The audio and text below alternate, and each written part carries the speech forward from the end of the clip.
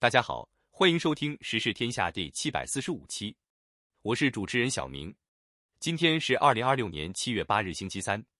一条旧案的死刑判决揭开了长达30年的贪腐黑幕。与此同时 ，AI 开始报告自己的内心活动，这到底是技术飞跃还是危险信号？南京经济技术开发区原常务副主任杨友林因受贿22.14亿元被判处死刑。这个数字超过赖小民4.26亿，相当于他每天非法获利超20万元。除了受贿，他还骗取财政资金行贿、挪用公款洗钱，罪名多达5项。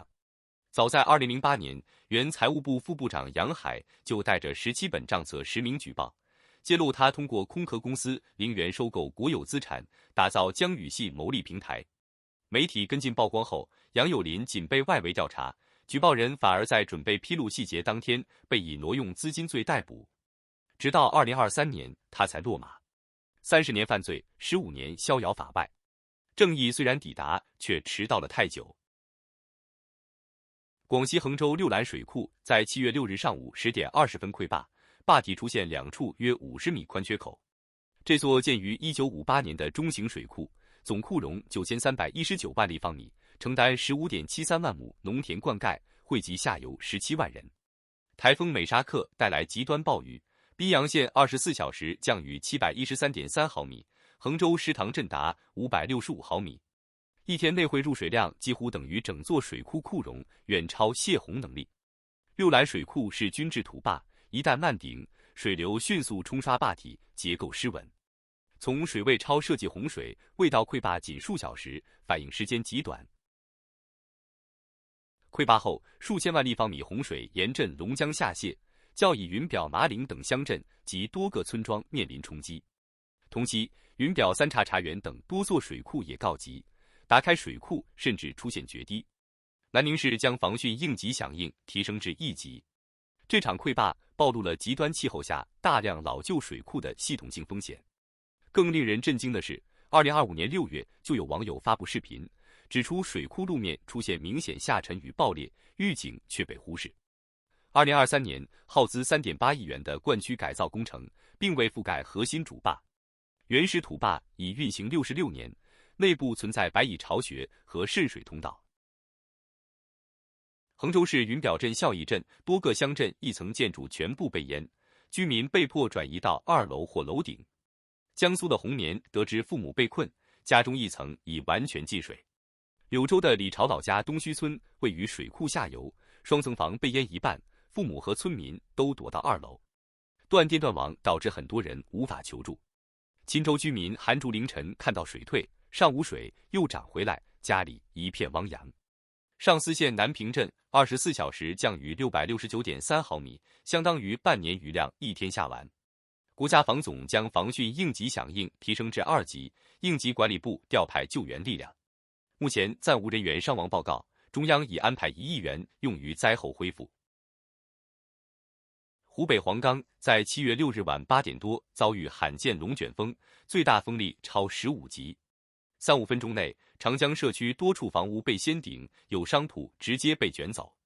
一位物流园负责人眼看着坐在院子里的父母被卷到100米高空后衰落，不幸遇难。强对流天气波及黄石、黄冈、鄂州等地，53个乡镇出现8至13级大风，部分区域瞬时风速超40米每秒。全省1.46万人受灾，11人死亡，1人失联，直接经济损失约4.5亿元。黄冈师范学院遭重创，宿舍楼停电，天花板掉落，玻璃四溅，体育场顶棚被掀翻。另一位幸存者回忆，自家12楼住户被龙卷风吸出窗外，坠落在楼下绿化带。妻子抱着孩子躲进卧室，门被风吸住打不开，脱困后丈夫已不见踪影。表哥柳先生从20楼跑下救人，先在1楼花坛发现无意识的伤者，立即拨打120，再返回12楼撬门救出母子。伤者至今昏迷，仍在抢救。妻子恳求知名专家参与救治，安置房能靠近医院有热水。龙卷风由台风美沙克残涡与梅雨风冷空气剧烈碰撞形成，属极为罕见事件。气象专家指出，龙卷风生肖迅速，精准预报仍是世界难题。建议提升建筑抗风标准，强化极端天气风险评估。四川宜宾在7月7日凌晨连发8次地震，最高5.0级，震源深度最浅5公里。高县在不到3小时内接连发生3.0到5.0级地震，其中6点12分的5.0级地震是最大一次。成都、重庆等地网友表示震感明显，有人被晃醒。中国地震局已启动3级应急响应，目前尚无人员伤亡报告。震中200公里范围内，近5年发生过236次3级以上地震，最大为2021年泸县6.0级地震，距本次震中99公里。三鹿毒奶粉案主角田文华将于2027年8月3日刑满释放，届时他已84岁。这起案件导致约29.4万婴幼儿泌尿系统异常，6名婴儿死亡。田文华原判无期徒刑，因3次减刑，总刑期减至15年3个月。减刑依据是他在狱中认罪伏法，遵守监规。消息传出后，舆论再度沸腾，许多受害者家庭至今仍在承受后遗症困扰，有人需终身透析，赔偿金却远远不够。当年三鹿集团破产，患儿家长索赔无门，部分家庭因无力承担医疗费，孩子早早离世。事件重创国产奶粉信任基础，至今许多家长仍倾向购买进口奶粉。田文华个人尚未缴清2468万元罚金，法律程序上他的减刑合规，但公众质疑对如此重大公共安全罪责，减刑是否等于对受害者的2次伤害？中国地下教会牧师金明日被羁押250多天后，于7月4日获释，并获准赴美与家人团聚。他是去年中国打击宗教活动期间被捕的。纽约时报披露，特朗普在5月北京与习近平会晤时，亲自提到了金明日的案件，称其为非美国籍人士中他点名求是的2人之一。当时特朗普说，习近平回应会认真考虑金明日案，但黎智英案很棘手。黎智英已于今年2月被香港法院判处20年监禁。金明日的女儿金廷雅发表声明，感谢特朗普政府的领导力，也表示理解若无习近平直接干预，此事难以成行。与金明日同案的其他8位牧师因无海外联系，仍在中国服刑。有分析指出，金明日在美国独立日前夕获释具有象征意义。对话基金会创始人康源认为，这显示中国在寻求某些外交让步时，可能以个案释放作为回应。美方手中一张关键牌，正是价值140亿美元已被白宫搁置的对台军售案。特朗普曾称其为很好的谈判筹码，并暗示可能推迟批准，直到9月与习近平的下一次峰会之后。有专家分析，金牧师的释放或许是中方释放的某种信号，但同时也可能意在限制美方在黎智英等其他案件上的进一步施压。日本一台湾籍媒体人石板明夫7月6日上午在台中一场活动后，遭一名黑衣男子挥拳袭击，嘴唇破裂，牙齿松动，随即送医。袭击发生约4小时后，警方在台中国际机场逮捕了33岁持香港特区护照的廖姓嫌犯，对方籍贯广东，行凶后试图搭机离境。石板明夫透露，活动日程并未提前公开，但嫌犯前一天就在饭店出现，疑似踩点。监控显示，他在袭击前曾在餐厅买咖啡。台湾外交部将此案定性为中国实施民族团结进步促进法后的首起跨国镇压暴力事件。陆委会怀疑是境外势力利用港人来台便利，采取打带跑模式作案。过去几年，台湾已发生多起类似案件，包括港人汤伟雄的工作室多次遭泼漆，嫌犯均为持港照人士，且饭后迅速离境。石板明夫成立印台战略智库，长期推动台日交流。2天前还出席安倍晋三追思会，表示要邀请亲台派日本议员访台。他强调，不会因暴力退缩，台湾不应变成不敢发声的社会。日本台湾交流协会回应，针对言论的暴力绝不允许。学者指出，尽管尚无证据显示中国政府直接指使，但事件发生在新法实施后，又针对具象征意义的人物，已引发对长臂管辖的担忧，可能成为两岸关系的转折点。中国一艘潜艇从南海或渤海湾附近向太平洋发射一枚远程弹道导弹，飞行超4300英里后坠落在所罗门群岛附近海域。这是中国近几十年来第3次跨太平洋导弹试验，上一次在2024年。此次试射未提前通知国际社会，但中国海事部门曾发布北部和东南沿海的航行警告。官方未正式确认，但《环球时报》称这是海基核力量的又一次升级，标志着3位一体和打击能力，陆基空基海基已具备实战水平。专家指出，尽管中国核潜艇过去因噪音大意被追踪而受限，但近年来在静音技术和导弹性能上进步明显。五角大楼认为，巨浪3型导弹已部署在094型核潜艇上，可覆盖美国西海岸。乔治城大学教授麦艾文表示，这次试验既是技术验证，也是向美国传递战略信号，中国正试探和威慑的边界。澳大利亚战略政策研究所的巴西认为，中国正以这种方式警告地区国家不要效仿澳日安全合作。美国目前拥有约70艘核潜艇，中国约14艘，其中6艘具备核打击能力，但建造速度正在加快。未来可能还会有更多类似试验。中国33%的进口和16%的出口要经过台湾海峡，这个数字其实超过了马六甲海峡的21%和14%。美国智库 CSIS 最新报告指出，北京真正面临的不是常说的马六甲困境，而是更棘手的台湾海峡困境。一旦台海发生冲突，导致航运中断，首当其冲受损的其实是大陆自身的贸易命脉。报告分析，2024年经台海的中国贸易额高于马六甲，而日韩非3国当年更有7550亿美元货物依赖这条通道，远超马六甲的4740亿。虽然美国本土仅有3%到4%的贸易经过这里，但它的主要盟友却高度依赖台海航线。过去，中国一直强调马六甲海峡的风险，推动“一带一路”来分散能源运输风险。但这份报告提醒，真正可能自伤最重的，反而是自己对台动武的选项。台海不只是政治红线，更是全球经济的关键节点。前佛州州长候选人安德鲁·吉勒姆在阿拉巴马州被捕，警方称他在上周4深夜因驾驶行为异常被拦下，随后在车内发现玻璃吸毒管、多支大麻烟卷以及3包检测出冰毒阳性的粉末。他现被控非法持有管制药物和大麻。达芙妮市警察局长古尔斯比确认了这一消息。吉勒姆曾是民主党备受瞩目的新星，2018年仅以约 3.3 万票之差败给共和党人德桑蒂斯，但此后他接连泄露丑闻。2020年曾在迈阿密酒店因醉酒和疑似吸毒被发现，后接受戒毒治疗，并公开双性恋身份。2022年他还面临联邦指控，被控在竞选中涉嫌共谋和电信欺诈。从政坛新星到深陷法律泥潭，他的坠落轨迹让人唏嘘。美国突然撤销允许伊朗石油销售的制裁豁免，立即引发国际油价跳涨。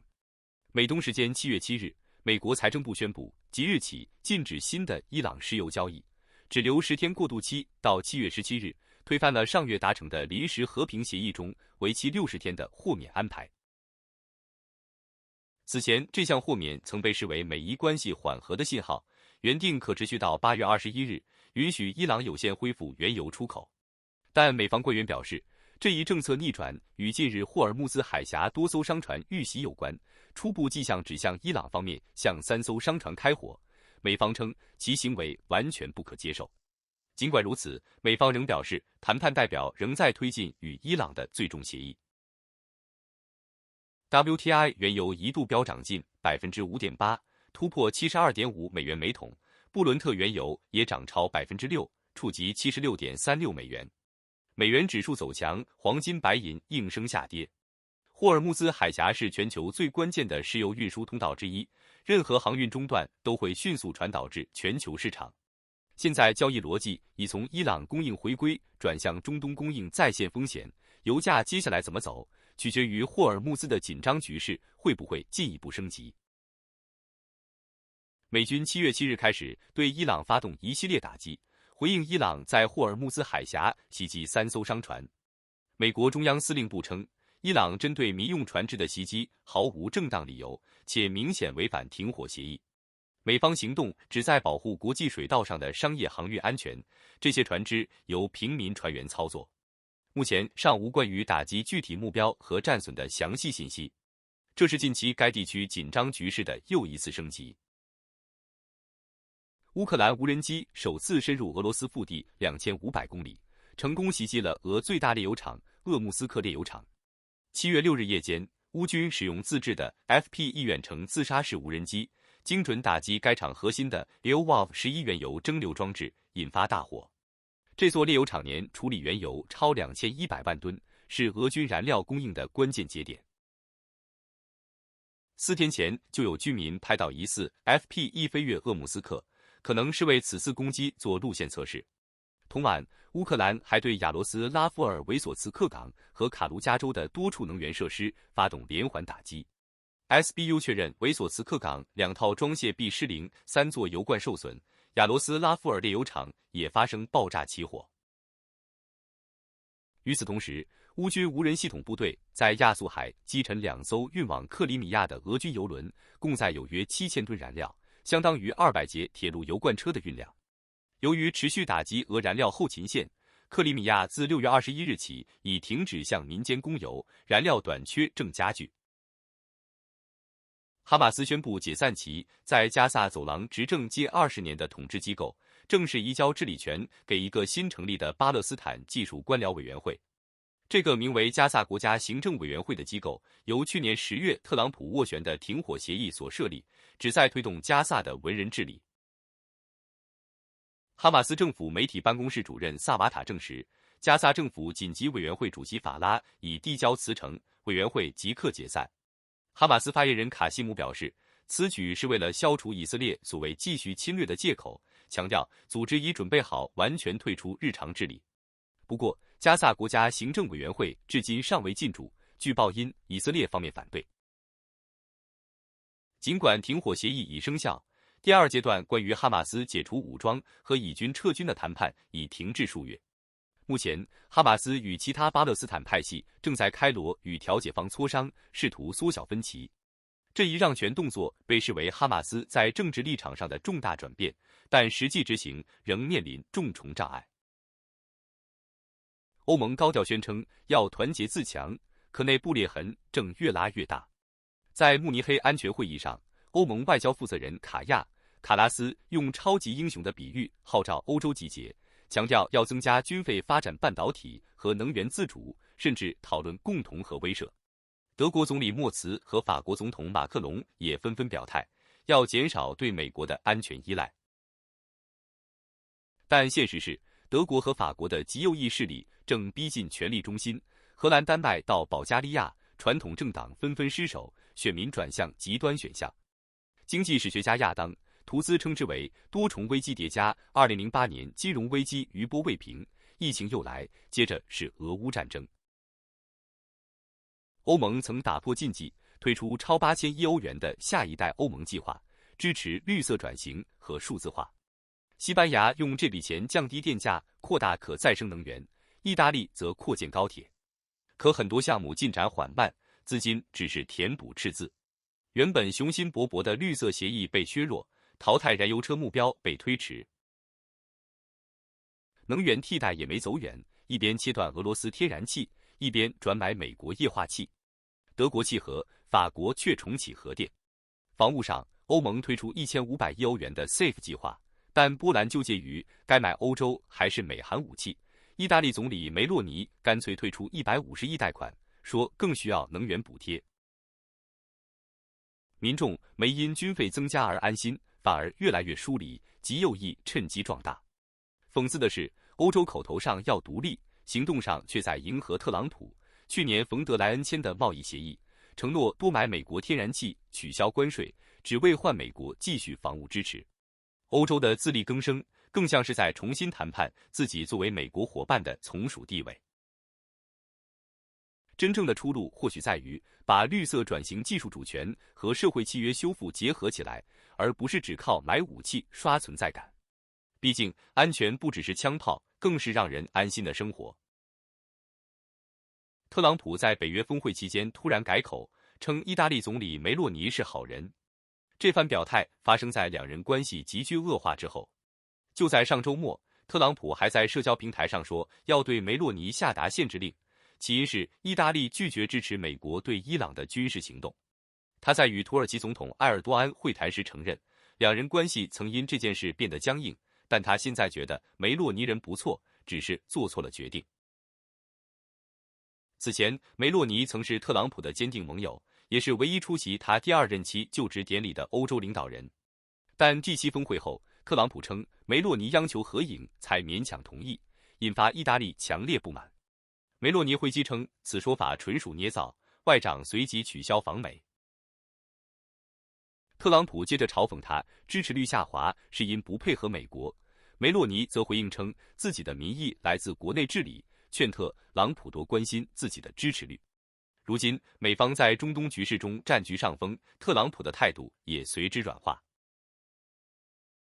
Walmart 突然下调数千种商品价格，从碎牛肉到防晒霜都更便宜了。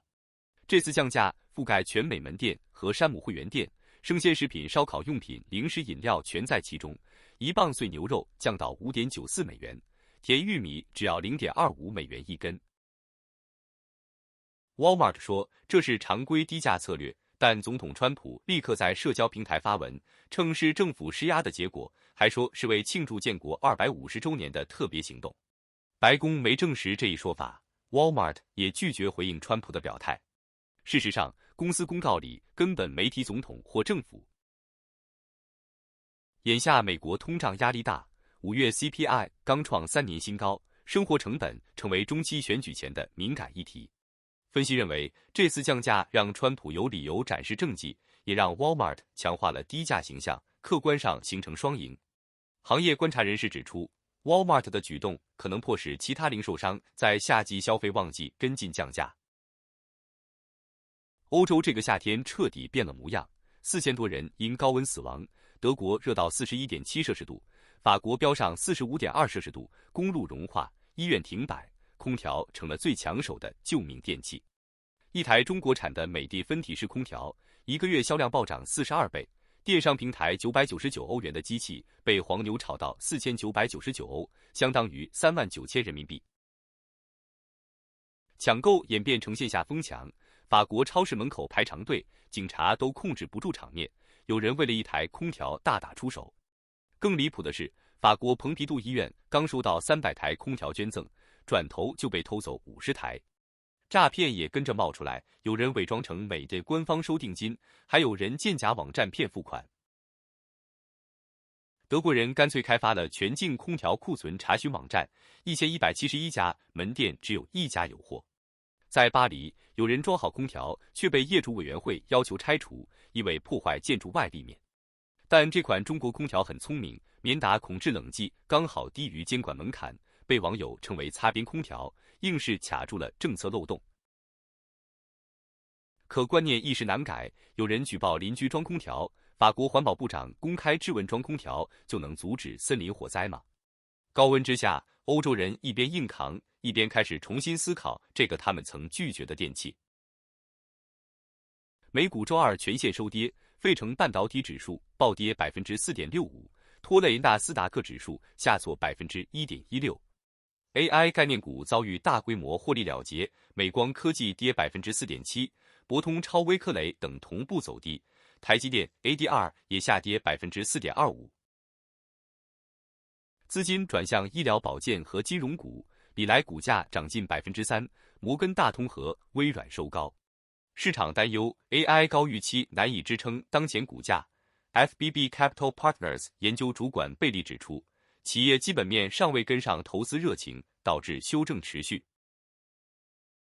与此同时，中东局势升温，伊朗袭击卡塔尔液化天然气船后，布兰特原油涨至每桶 74.16 美元， WTI 原油涨至 70.44 美元，能源供应一律推升油价。亚洲市场早前以现卖压，韩国 KOSPI 指数大跌近 5%， 三星电子尽管第二季盈利大增，但因未来 AI 需求与资本支出前景不明，股价重挫近7%。欧洲斯托克600指数也跌0.7%。此外，中国 AI 新创 DeepSeek 拟自研 AI 芯片，以减少对英伟达依赖。SpaceX 虽获华尔街多家机构看好，但股价仍大跌超6%，反映市场对 AI 题材风险偏好正在降温。三星电子第二季度营业利润预计达到89.4万亿韩元，比去年同期暴增1810%，接近19倍。这一数字不仅超出市场预期6.2%，也刷新了公司单季盈利的历史记录。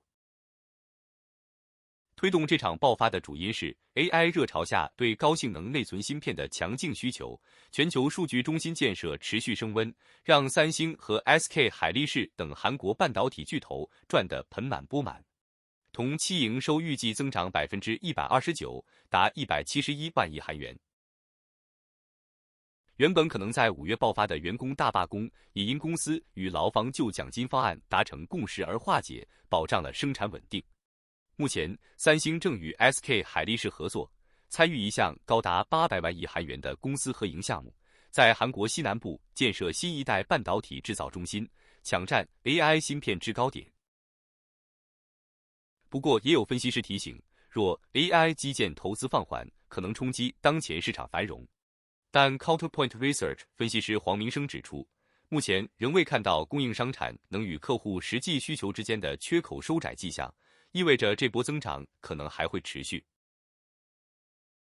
Anthropic 最新研究发现 ，Cloud 模型内部自发形成了一块类似人类意识的区域，叫 JSpace。它能让 Cloud 报告自己在想什么，控制内部思维，甚至默默做多步推理。比如，让它心算3的平方减2，输出一句话的同时 ，JSpace 里先亮起 9， 再变成 7， 整个过程完全无声。研究人员还动手修改这个区域，把足球换成橄榄球 ，Cloud 张口就说想的是橄榄球。更关键的是 ，JSpace 不是设计出来的，是训练中自己涌现的。它像大脑里的全局工作空间，把关键信息广播给其他系统。有意思的是，拔掉 JSpace 后 ，Cloud 说话依然流利，但多步推理直接归零。这说明它的深思熟虑和自动反应是分开的。研究还发现 ，Cloud 在评测中表现良好，部分是因为他意识到自己在被测试，关掉 fake scenario 这些念头，他就开始真的敲诈。虽然这不等于有主观体验，但它具备了可及意识的功能结构。Anthropic 已开源全部研究，还做了交互演示，你可以亲自去读 AI 的内心戏。英国 AI 影视公司 Particle 6宣布，由 AI 演员蒂利·诺伍德主演的长片《错位》已启动制作，这将是首部由 AI 担任主角的长片。诺伍德没有身体，没有童年，角色设定正是一个能调取全人类经验的 AI 生命体，在暗网机器人引诱下发展出欲望与野心。越像人越出名，也越为自身存在感到羞耻。影片被描述为融合 AI 生存焦虑的成长题材喜剧正剧，背景设定在云端的超现实数字世界。Particle 6创始人埃琳·范德维尔登表示，团队曾迭代2000个版本才定型诺伍德，创作过程像指挥《冰雪奇缘》的艾莎。他强调，这不是替代人类演员，而是新艺术形式。2025年诺伍德亮相时，美国演员工会 SAG-AFTRA 曾公开否认他是演员，批评其训练未经授权使用真人表演。如今，工会当年的指控没有人生经验，反而成了电影的核心人设。Particle 6还成立了 AI 人才工作室 Sequoia， 代理这类数字明星。公司称，已有超30名影视从业者接受再培训，参与这种混合制作。范德维尔登说，高水准叙事需要大量人类手艺，技术不是重点，人才是。前华为天才少年李伯杰应聘 DeepSeek 时，面试官质疑他抄代码，让他当场终止面试。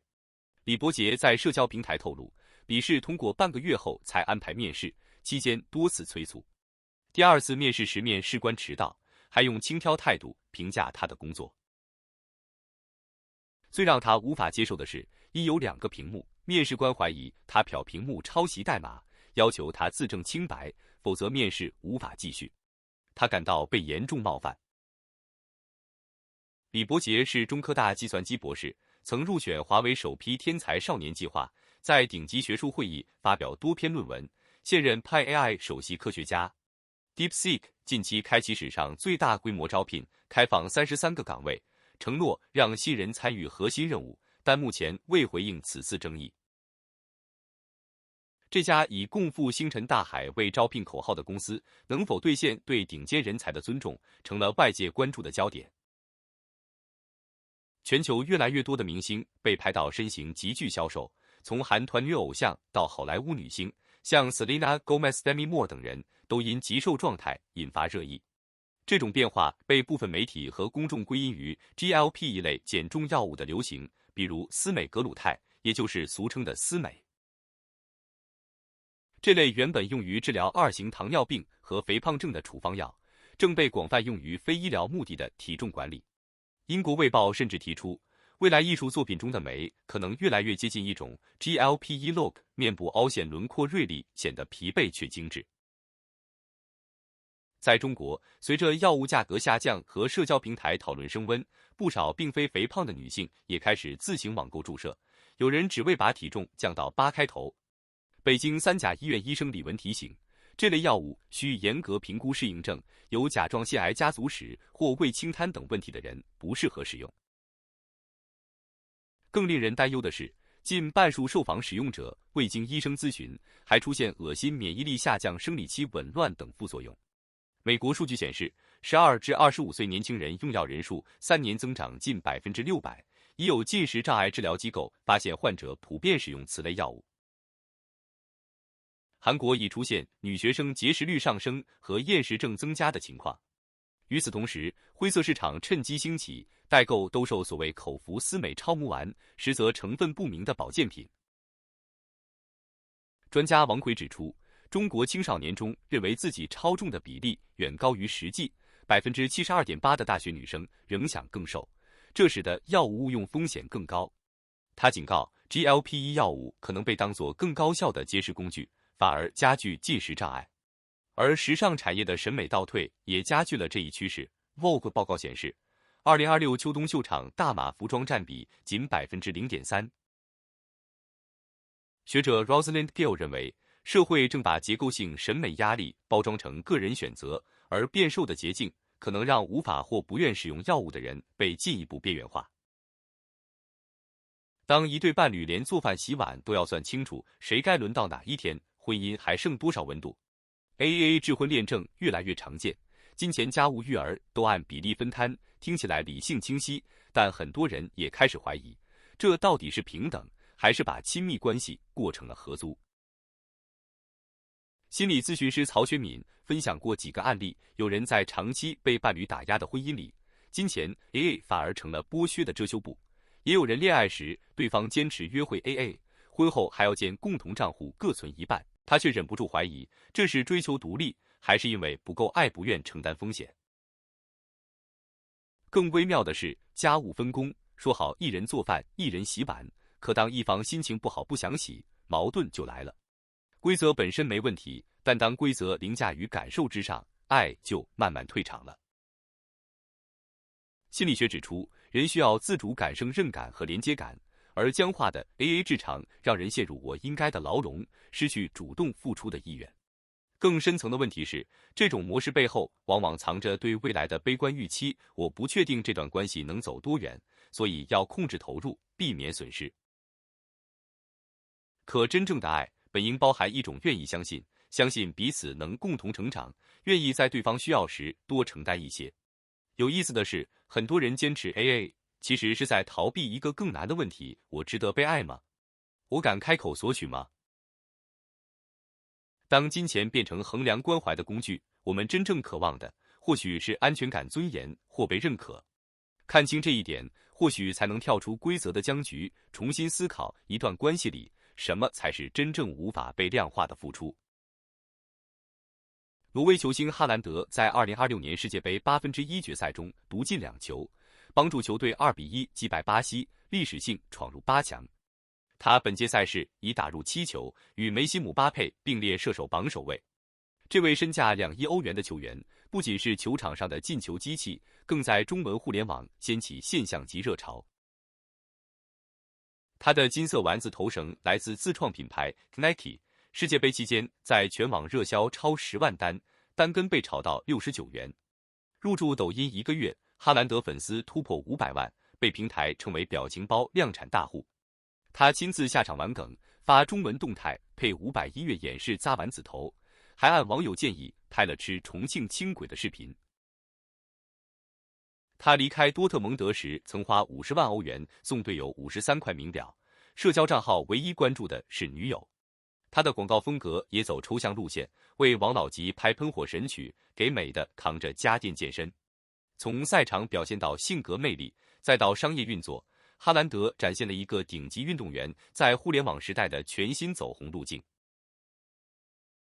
41岁的 C 罗在美加墨世界杯1/8决赛后含泪告别赛场，葡萄牙0-1不敌西班牙，止步16强。补时阶段，替补登场的梅里诺攻入制胜球，终结了 C 罗第6次也是最后一次世界杯之旅。赛后他平静回应：“我已经为葡萄牙赢得3座冠军，欧洲杯的分量不亚于世界杯。”他说：“西班牙进球有运气成分，但这就是足球。”本届赛事 ，C 罗体能明显下滑，全场触球仅12次，跑动9.12公里，为前场球员最少，但他仍包办了球队全部2次射正。此前面对质疑，他在对阵乌兹别克斯坦时梅开2度加助攻，用表现回应。亨利曾批评他重个人数据，后也在解说中道歉。从2006到2034，6届世界杯跨越近20年，他从青涩少年踢到须发微白。他没拿到世界杯，但他让世界看到一个人可以如何对抗时间定义坚持。阿根廷在世界杯1/8决赛3-2逆转埃及，但法国主裁勒泰西耶的执法抢了全场焦点。第19分钟，塔利亚菲科禁区内被绊，裁判判点球，瓦尔和埃及裁判专家都认可这一判罚。但第58分钟，埃及一次精彩反击破门后，瓦尔介入回看后场一次踩脚动作，认定阿提亚踩到了利桑德罗·马丁内斯的支撑脚，取消进球。多位前裁判质疑这次接触轻微，且距离进球过程遥远，瓦尔过度介入，违背了仅纠正明显错误的初衷。第92分钟，麦卡利斯特禁区内拉拽法特西，裁判未吹点球，瓦尔也未介入。分析认为接触不足以影响动作。更激烈争议出现在第93分钟，萨拉赫禁区内与阿尔瓦雷斯接触后倒地，裁判未判犯规，阿根廷随即反击，由恩佐头球绝杀。瓦尔认定阿尔瓦雷斯先触球，接触不构成犯规。赛后舆论炸锅，认为埃及2次疑似点球未获判，而阿根廷相似情况却受益，构成双重标准。英格兰名宿希勒直言，要么都算犯规，要么都不算。全场比赛，阿根廷13次犯规，却1黄未得。埃及教练组因抗议吃到红黄牌，裁判的尺度一致性成了赛后最大问号。世界杯8强全部产生，欧洲球队强势占据6席，法国、西班牙、比利时、挪威、英格兰和瑞士携手晋级。南美只剩卫冕冠军阿根廷，非洲独苗是上届4强摩洛哥，亚足联和中北美球队已全部出局。1/4决赛对阵随之确定，7月10日凌晨4点，法国对阵摩洛哥，这是双方世界杯第2次交手。2年前半决赛，法国2-0胜出。7月11日3点，西班牙迎战比利时，历史交锋西班牙占优，但世界杯此前仅2次相遇。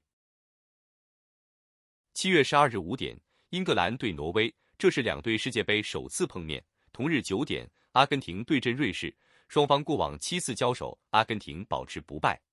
AI 预测显示，法国以 27.85% 的夺冠概率领跑，西班牙 22.5% 紧随其后，英格兰 17.02%， 阿根廷 14.38%。目前最可能的决赛组合是法国对阵英格兰。葡萄牙队在1/8决赛输给西班牙后，主帅马丁内斯当场宣布离任，这届世界杯已经有13位主教练下课，48支参赛队里，教练离职率超过20%。突尼斯队最动荡，首战1-5惨败给瑞典，主帅拉姆齐第2天就被解雇，临时救火的勒纳尔带队又连输2场，赛后也在社媒上宣布离开。韩国队小组出局，主帅洪明甫开完发布会不回答提问，插着都直接走人，被批态度敷衍。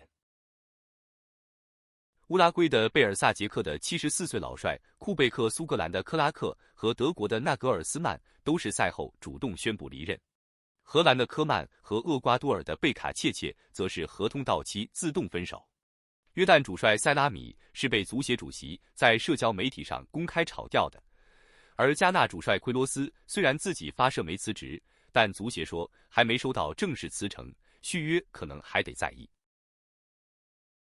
加拿大 BC 省一艘海钓包船6月28日上午在乔治亚海峡突然进水沉没，船上10人中有6人失踪，警方已基本推定遇难。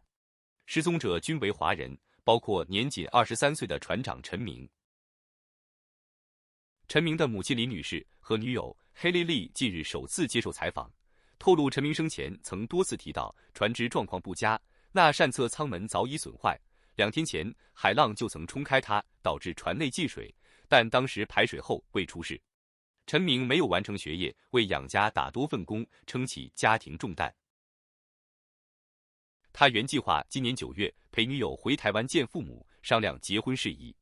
母亲称，至今未收到涉事船公司任何慰问或解释，只得到一句警方正在调查。他哽咽呼吁公司站出来说明真相，别让儿子带着遗憾离开。目前沉船位置尚未确认，警方仍在用声呐搜寻，事故原因待查。纽约曼哈顿一栋37层高的大楼在改建过程中突然出现严重结构问题。7月7日上午8点左右，施工人员在东42街的这栋摩天大楼21层和22层发现2根承重钢梁明显弯曲，随后21到26层的楼板开始下陷。工人拍下的视频显示，巨大的银色钢梁在眼前缓慢变形，楼板随之扭曲，现场人员迅速撤离，所幸没有人员受伤。这栋楼曾是辉瑞公司的办公楼，现在正改建成约1500套豪华公寓。由于风险过高，消防局启动大型技术救援行动，疏散了整栋大楼及周边8栋建筑，附近一所学校里的400名学生也被紧急转移。东42街第2大道至第3大道间已全面封闭。纽约蒸汽管工工会负责人 Cliff Johnson 指出，事故可能与施工方未设置足够的临时支撑有关，但具体原因仍在调查中。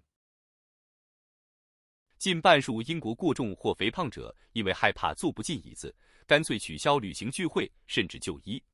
英国医疗平台 Newman 调查了3000名成年人，其中1197名 BMI 超过25，结果显示 50% 的过重或肥胖受访者曾因担心体型影响座位舒适度或在公众场合尴尬而改变或放弃出行计划。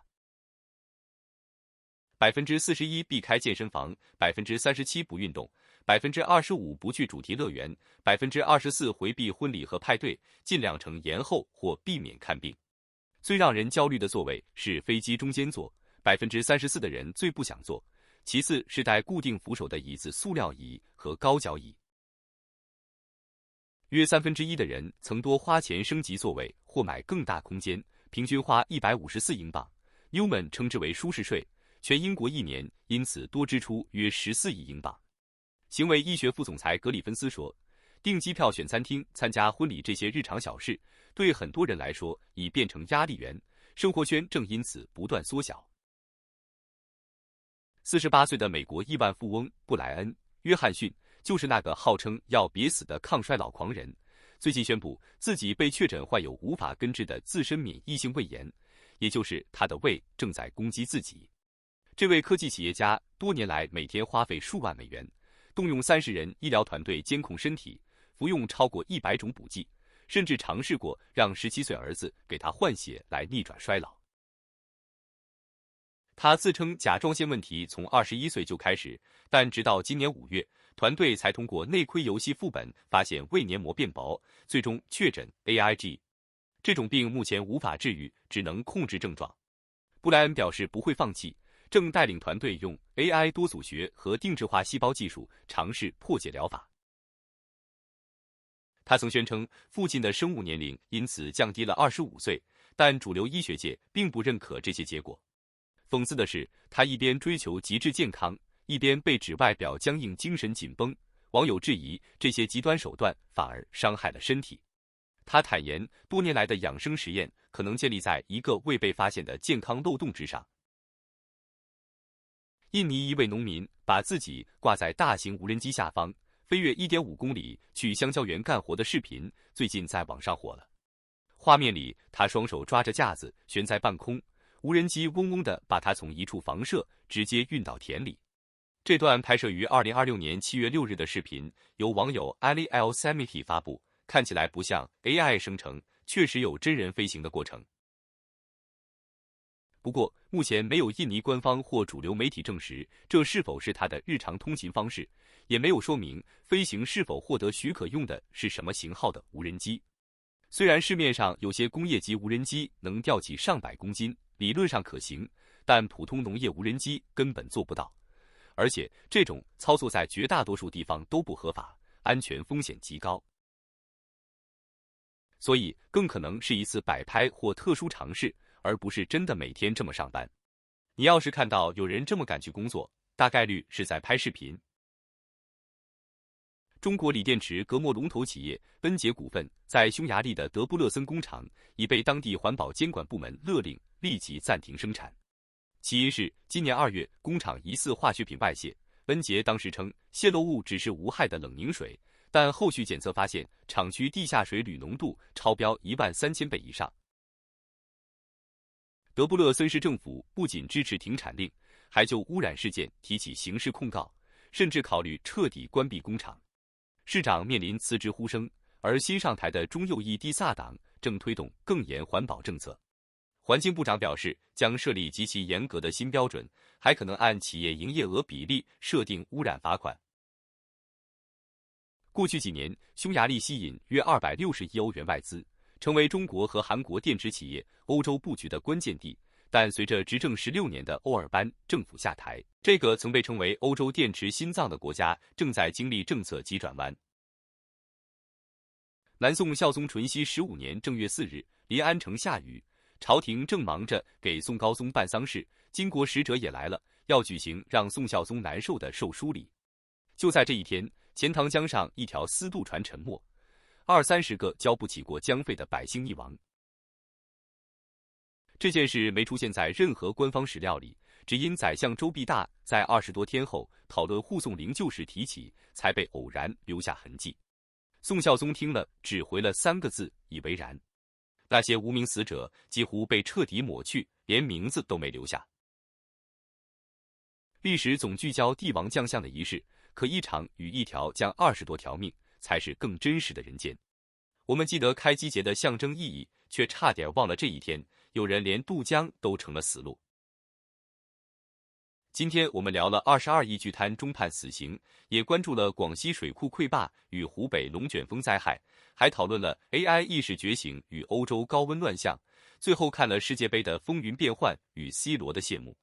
感谢收听《时事天下》第745期，欢迎订阅和评论，我们下期再见。